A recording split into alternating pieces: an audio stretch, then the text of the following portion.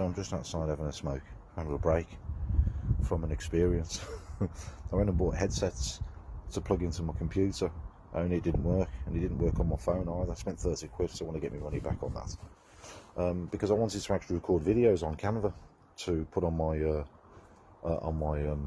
social media channels and so on and so forth, but it didn't work, and I thought, why is it all so sophisticated? You just to plug in and play. Now I've got a laptop, I've got a mobile phone, I've got a computer here, I've got a computer at work. Then none of them kind of work together. They're supposed to work together. I haven't figured it out yet. The problem is everything's becoming so sophisticated. The technology is improving at such a rate. I think there's a law where it says that everything, the power of computing doubles every 18 months. And I remember a friend of mine telling me 25 years ago that will get to the point where everything will be so sophisticated and everything will be done for you to the point where you won't need to do anything, because it will coincide with something which they call singularity. And singularity, if I remember correctly, is AI, artificial intelligence, where everything will be done for you. You won't need human beings. And I was just telling my father about it. Of course, he's not interested in that kind of thing, and still I started mentioning McDonald's. He can relate to McDonald's. I said, when was the last time you was in McDonald's? He said, I don't know. He says, well, when you go into McDonald's now, Dad, you're confronted with a load of screens. And it kind of, they also probably had the plans to do it, but it kind of brought the plans forward to implementation a few years ago in America, because the staff were demanding $15 an hour, and they said, okay, you want $15 an hour, you can have it.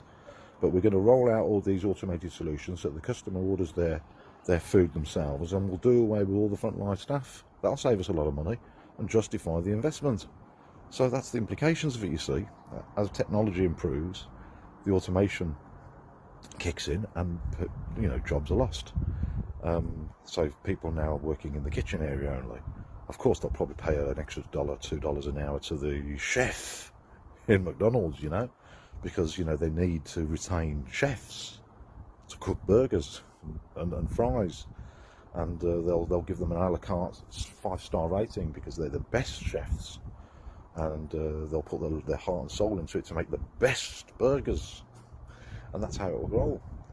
And he started thinking about, we've come to the point where the technology that they're working on at the moment for what's it called, automated vehicles, I can't remember what they call them, but take Uber, with the taxi drivers and everything, they're all complaining at the moment because they're earning silly money being offered to them, but they get holiday pay, and they get pension rights and all that kind of thing, but they have to accept a lower rate for the job.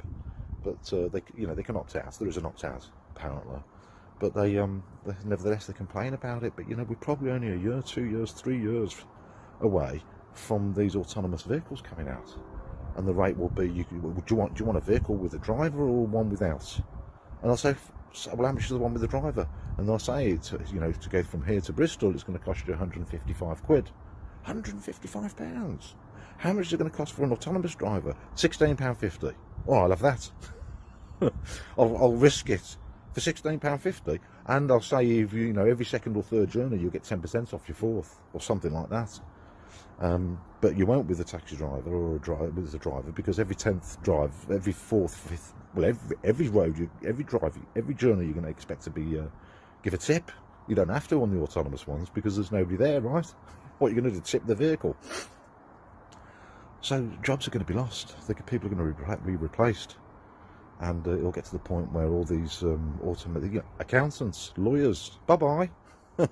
They'll come to the point. Do you want a real person to do your books, or do you want an automated solution? Well, what's that much of the difference? Well, a person is going to cost £1,500 a year, but if you go with our app, it's $69.99, and you get these free, this free, this free. People are going to go for the automated solutions. The pocket is going to rule their decisions, and it's going to change the way we are. The future, the world as we know it is about to change. Big time. We're on the eve of a revolution, and I don't think people can see it coming. It reminds me of a BBC documentary drama series called Lark to Candleford, and that was also set on the eve of the Industrial Revolution in the 17th century, where all the jobs were automated in the fields and people were shifted into the city centres. So where will we go? What will we do? Well, we could do crafting.